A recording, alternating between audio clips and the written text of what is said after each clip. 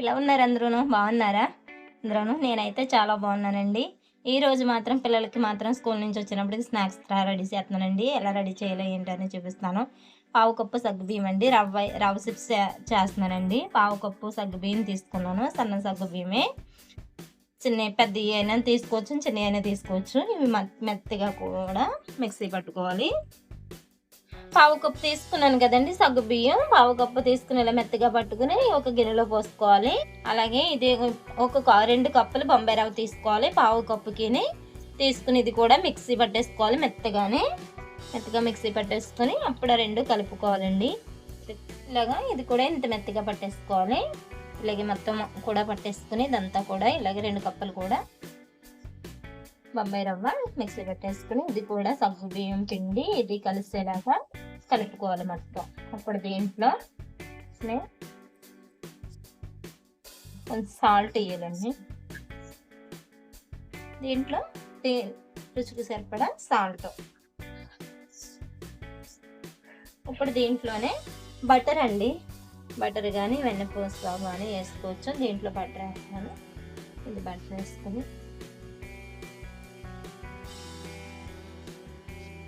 ఇదంతా కలిపి ముద్దలాగా అయ్యేలాగా కలుపుకోవాలి. మొత్తం కూడా బటర్ అంతా కలుపుకోవాలి.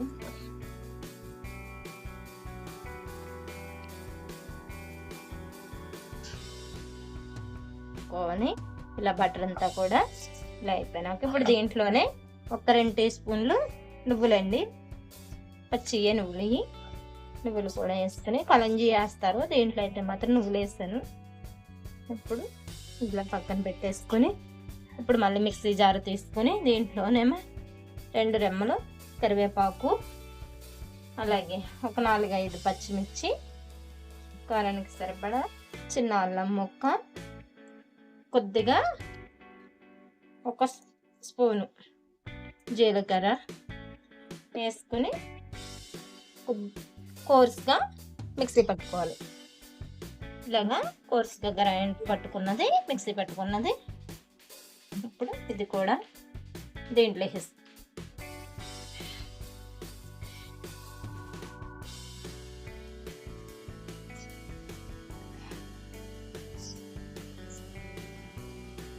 ఇదంతా కూడా ఈ కారం అంతా కూడా కొంచెం కారంగానే ఎక్కువ అవుతుంది అంటే కొంచెం తగ్గించండి. పిల్లలు ఎందుకంటే తినరు కాబట్టి కొద్ది కారం, పచ్చిమిర్చి 2 పచ్చిమిర్చి వేసుకొని అలా పట్టుకుంటే సరిపోతుంది. దాంట్లోనే కొద్ది చిన్న ఉల్లిపాయ, ఒక మీడియం సైజు ఉల్లిపాయ కూడా వేసుకోవచ్చు మిక్సీ పట్టుకున్నప్పుడు. నేనైతే వేయలేదండి దీంట్లోని. ఇప్పుడు కొద్ది వాటర్ వేసుకుంటూ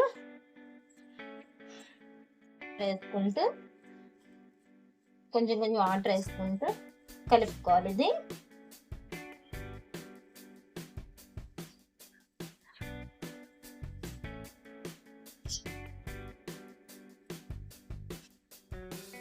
చపాతీ పిండిలా కలిపేసుకుని ఒక్క 10 నిమిషాలు పక్కన పెట్టేసుకుంటే నానిపోతుంది. ఇది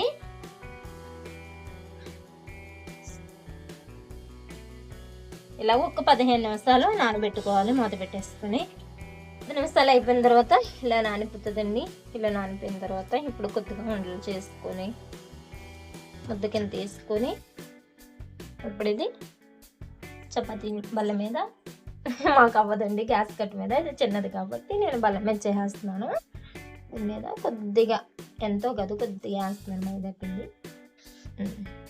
ఇవి ఒత్తుకోవాలి. బాగా పలసగా కాకుండా బాగా మందంగా కాకుండా ఒత్తుకోవాలి. ఇవి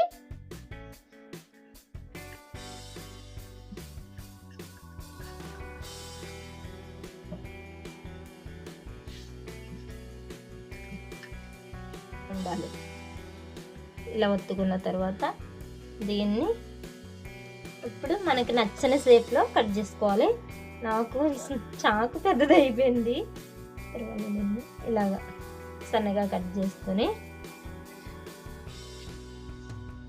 ఇలాగా మనకి నచ్చిన షేప్లో కట్ చేసుకోవడమే. ఇవన్నీ కూడా ఇలాగే చేసుకొని కట్ చేసుకోవాలి.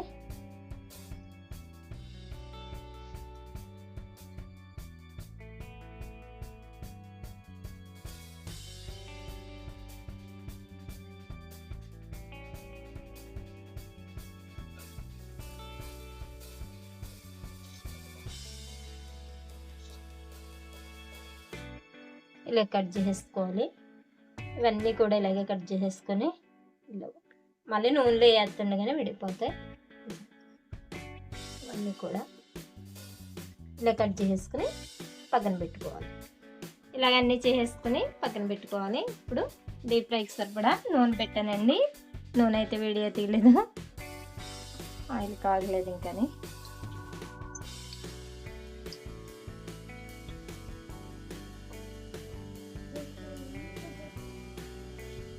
ఇలాగా నూనె కాగేస్తుంది కొద్ది కొద్దిగా వేసుకొని వేసుకోవాలి.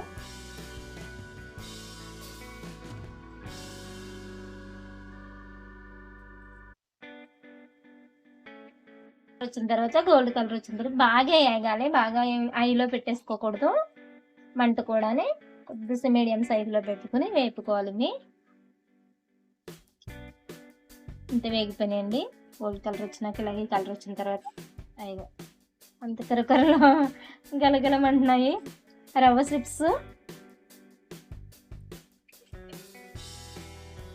ఇగోండి రవ్వ స్లిప్స్ రెడీ అయిపోయినాయి. ఇలా వేపుకోవాలి. ఇవి ఇంకో చూసారా ఇలా ఉంటాయి. ఇవి ఇలా వేయగానే చాలా బాగుంటాయి. ఇవి ఒకసారి ట్రై చేయండి. ఇదిగో ఇవి రవ్వ స్లిప్స్. వీడియో నచ్చితే మాత్రం లైక్ చేయండి, షేర్ చేయండి, సబ్స్క్రైబ్ చేసుకోండి. ఎలా కుదిరిందో కూడా ఎలా ఉన్నాయో కూడా కామెంట్ చేయండి.